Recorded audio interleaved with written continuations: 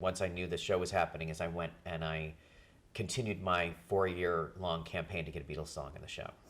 And I mean, I think if we're talking here for the archive, that was a significant moment for the show and for TV, because they have not been on television. There are now, people have to understand, the Beatles actually singing one of their songs hadn't been on TV other than their special, like All You Need Is Love or Magical Mystery Tour. You've seen, the sort of be-in that they did.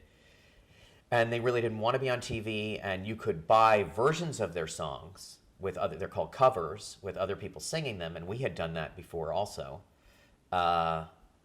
Or instrumental versions of Do You Want to Know a Secret, things like that. But I finally had a conversation with Jeff Jones, who runs Apple Records and speaks for the Beatles, and we went in there, and I told him what year it was, and he said, "So what do you want, 1966?" And I'm like, "Tomorrow Never Knows." And he goes, "That's the song."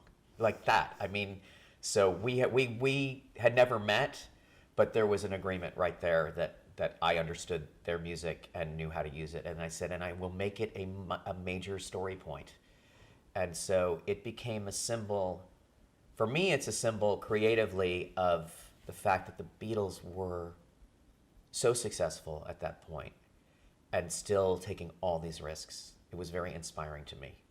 Not that we were as successful as the Beatles, but that I love the fact that in the midst of their incredible world domination, that they were still pursuing musical avenues that were unexpected to the audience and challenging the audience.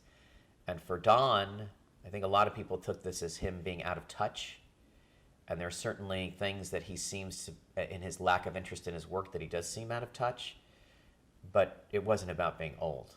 It was about, I was in love with my wife and was whistling I Want to Hold Your Hand.